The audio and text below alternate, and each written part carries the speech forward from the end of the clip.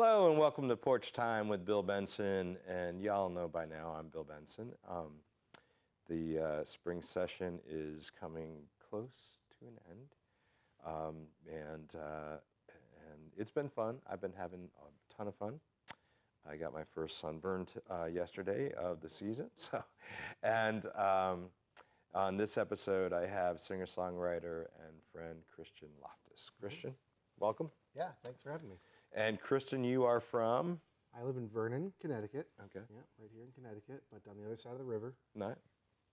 And welcome to this side. Yes, thank you. Thank you.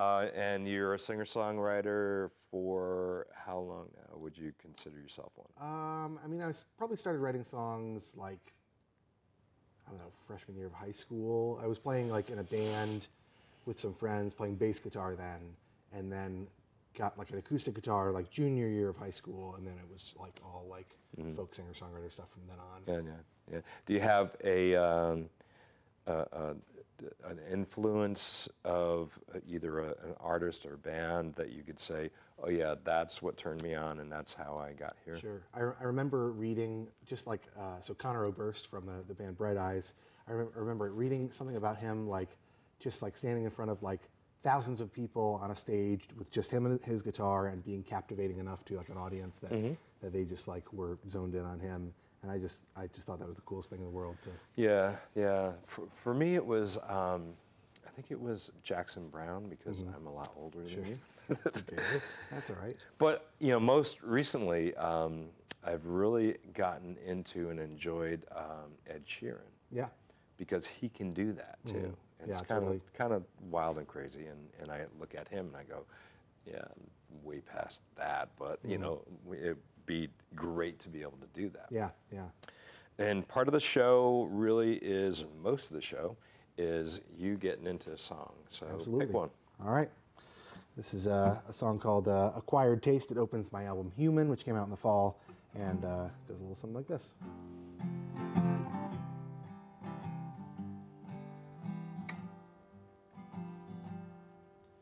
When I was 9, Dad had his bourbon, set a glass every night. Would put hair on your chest with a fire in my eye. Said, all right, I'm ready. Well, he laughed, then he sighed. Said, son, be my guest.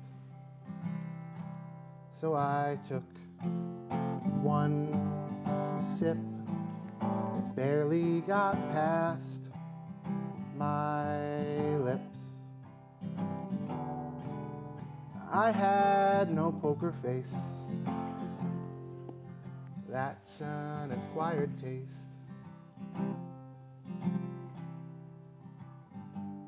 Now I'm pushing 18, and a girl struck my fancy, so I made her my queen. Tried my hand at romance. Saw Dad bring home flowers to the woman he married, so I picked some of ours. Asked her to the dance. She said, I'd love to, darling, just not with you. My first real heartbreak, that's an acquired taste.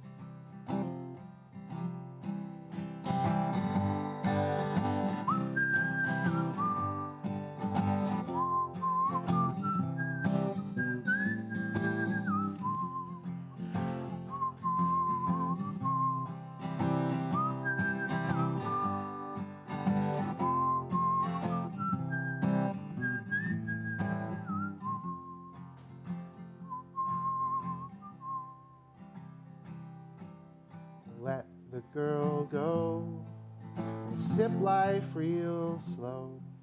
There's no need for haste. That's a hard truth to face in this journey we're in. To fail is to win. You're at a good pace. You'll get the taste.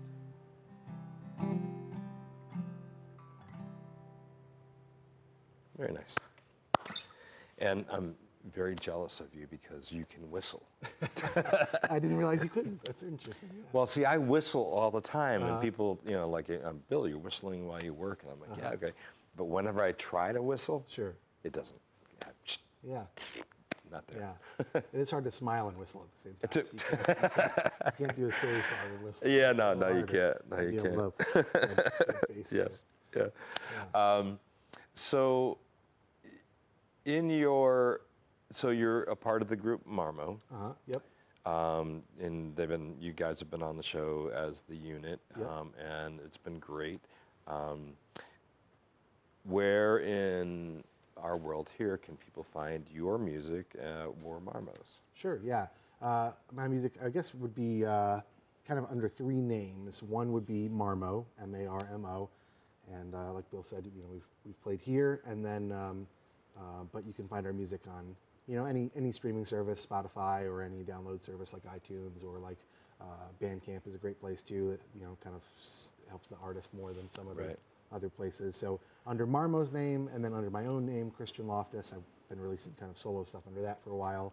And then most recently, under the name Mr. Lobster, which is my official children's music stage name. Okay. So that, again, you can find on Bandcamp or Spotify or iTunes or anything. Now, I'm very interested in the children's music. Mm-hmm. Sure. Because, I have 3 kids and I have 9 grandchildren, but it's never popped into my head to write a child song. Yeah.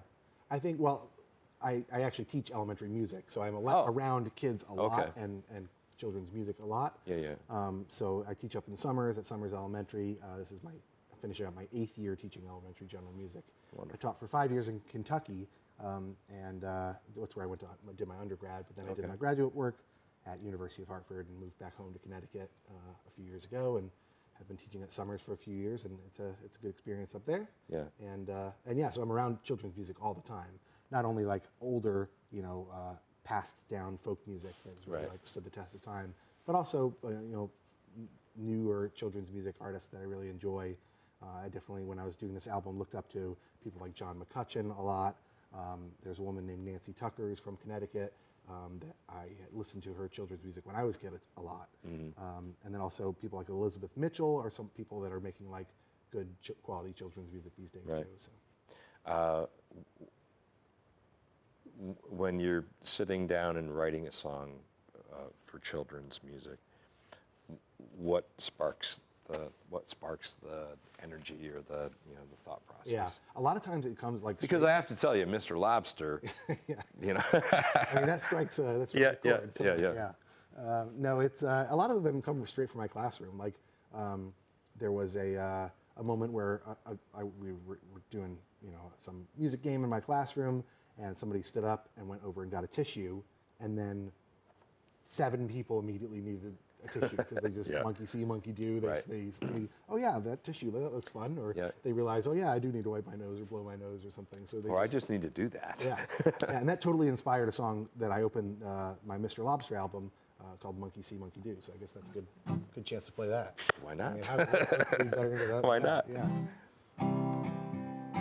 It goes like this. I saw my brother use a tissue. Well, now I want to use a tissue, 'cause I want to be just like him. They say monkey see, monkey do. Well, maybe I'm a monkey and my house is a zoo. Whatever brother monkey does, I am gonna do. Whatever brother does, this monkey's gonna do too. I saw my brother use his helmet, and now I want to use my helmet, 'cause I want to be just like him. They say monkey see, monkey do. Well, maybe I'm a monkey and my house is a zoo. Whatever brother monkey does, I am gonna do. Whatever brother does, this monkey's gonna do too. I saw my brother use his toothbrush, and now I want to use my toothbrush, 'cause I want to be just like him. They They say monkey see, monkey do. Well, maybe I'm a monkey and my house is a zoo. Whatever brother monkey does, I am gonna do. Whatever brother does, this monkey's gonna do too. They say monkey see, monkey do. Well, maybe I'm a monkey and my house is a zoo. Whatever brother monkey does, I am gonna do. Whatever brother does, this monkey's gonna do too. Wonderful. Perfect. So yeah, I can see where, if you're a teacher, Yeah. where you can be inspired because, kids do the craziest things. Yeah, absolutely. And that, like, a lot of times those inspirations will immediately remind me of things that happened in my childhood. Like, I have an older brother who's 2 years older, and I would follow him everywhere when I was like a 3-year-old and he was 5. Right. I would just follow him all over the place. We had these helmets, like for riding, bikes that had these like tiny thin blue visor on the top, and we just thought they were the coolest thing in the world. And so he would put his on, and I would put mine on, and kind of copy what he did. Yeah, when I was a kid, we didn't have helmets, Yeah. and hence we're still alive. But some things happen. All the traumatic brain Yeah, injuries. Yep. Do you remember or do you still play the first song that you wrote that said or you got a response to? I still play a song pretty regularly that I wrote it was probably freshman year of college. I was playing with a band called Eugene and Doris, which was just me and 2 friends, none of which were named Eugene or Doris, but it was just, it was the right name for the band. Yep. And so I still pretty regularly play a song from that. That was on my album Robot, which was before Human. So there's kind of a trilogy going on that I'm kind of finishing up. I'll probably record the 3rd one this summer. But it's Robot, and then Human, and then Spirit. And it's kind of just a journey of, like, Robot was all about me kind of coming to the terms with that I was writing songs about my own life. Like, before Robot, I would have said, I just write songs with other inspirations. It's not really about me. Right. And Robot was kind of me saying, well, it's actually kind of selfish, and it is about me, and, and that's okay. And then Human was just a really kind of a full exploration of that, of like songs about me and songs inspired by, heartache. That's why Acquired Taste was all about that, and growing up and that. There's been a couple of songs I wrote my first song when I was 16, and I still play it. But there isn't a song, maybe there's a couple that I've written and still play that have nothing to do about me. Yeah. Everything else is. Yeah, totally. Yeah. So over 40 whatever years, if somebody were to listen to my music, they would go, "Oh, you were there. Oh, you were there. Oh, you were there." So that's just how I didn't ever drive a 18-wheeler, so I can't write about that. Totally. Yeah. Where do you record? In my bedroom. It's really? Yeah, I've done it forever in there.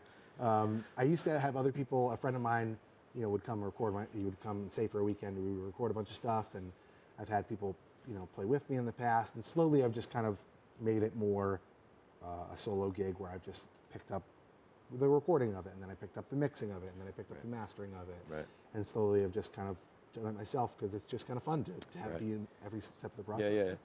So you play guitar, you play bass. Yep.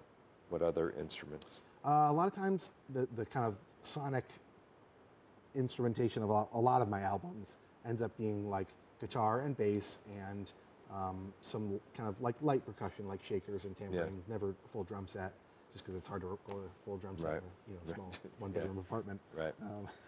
But then it ends up being like ukulele. I have a tenor guitar, which is a 4-string guitar tuned kind of like a mandolin, kind of in fifths like that.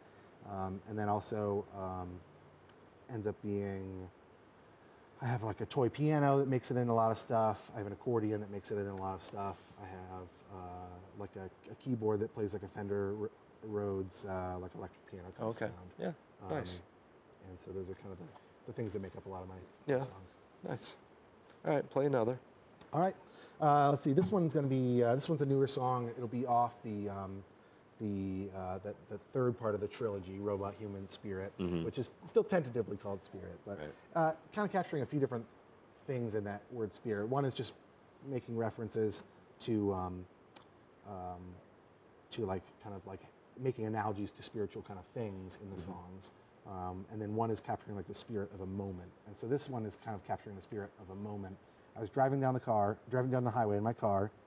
I had just merged onto the highway, and there was a woman in a Subaru in front of me who was driving like 40 miles an hour on the highway. So like not in a hurry anywhere, and that's fine. And her gas cap was like fluttering in the wind. It was wide open. She had a giant dog in the back of the car.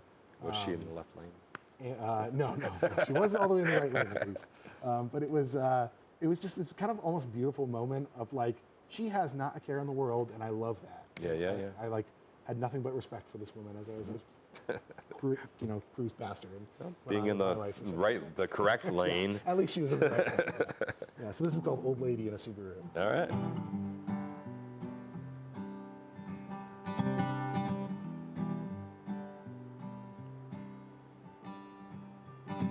Old lady in a Subaru. Big brown dog is riding too. Big brown dog with his head out the window. Gas cap blowing in the wind. Ain't worried about a thing.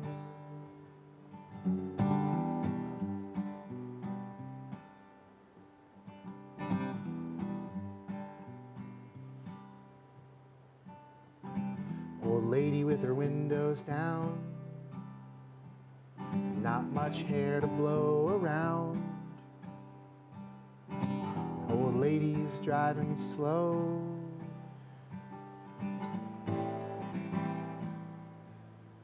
Yeah, there's nothing she does fast.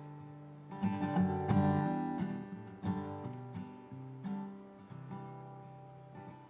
old lady in a Subaru. Rear view mirror's gone askew. She's not looking any way. Ain't worried about the past. No reason to look back.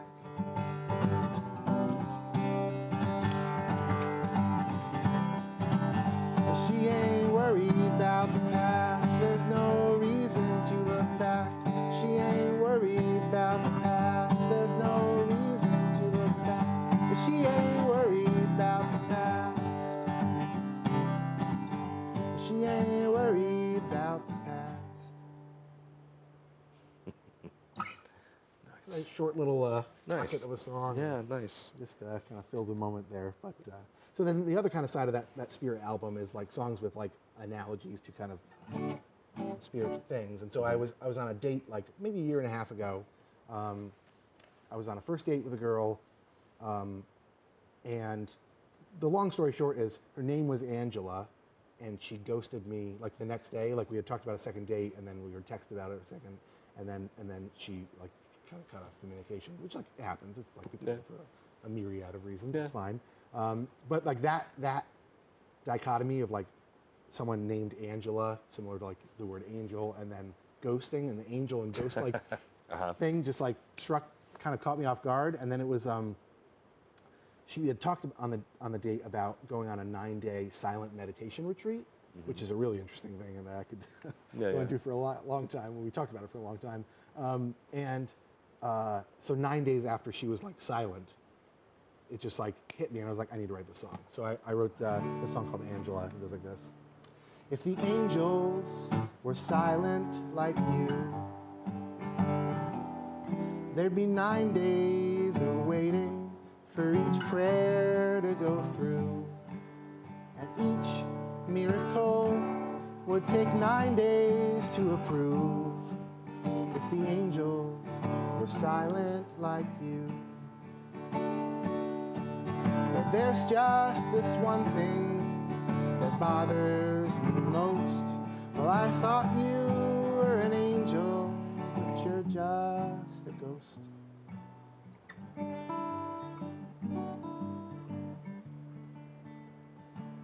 There's been a chill in the air for a week, and overcast skies look like Rorschach to me. Look up above, tell me, what do you see? Is it haunting or heavenly? But there's still that one thing that bothers me most. Well, I thought you were an angel, but you're just a ghost.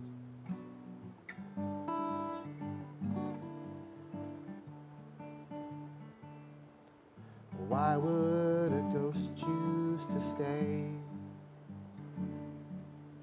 Unfinished business, they say.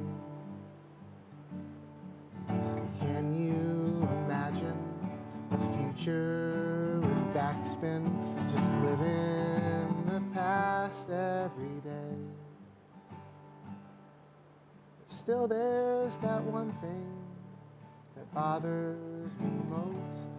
I thought you were an angel, but you're just a ghost. Well, I could use a good haunting if you still need a host.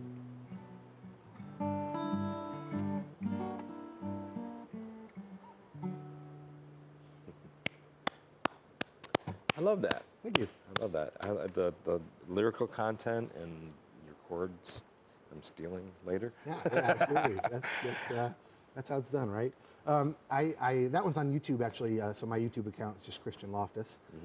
And I submitted that one for this year's Tiny Desk concert contest, which I do every year. It's a fun tradition for me to write a sad song and submit it to NPR.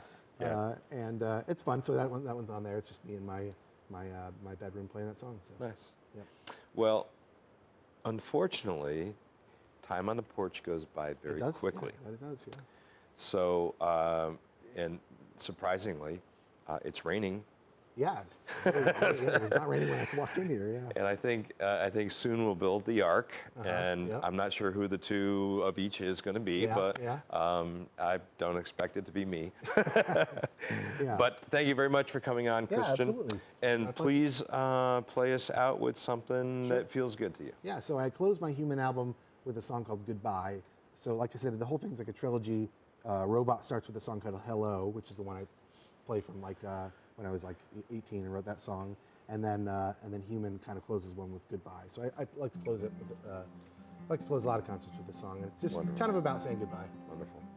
Christian Loftus. Time now to say goodbye. Hold back the tears in your eyes. Last hug, then you're out the door. Actually, one more. If I could, I'd freeze time. If I could, I'd freeze time. Stop the sun in the sky. I know it's cliche. It's just there's no better way to say I'll miss you.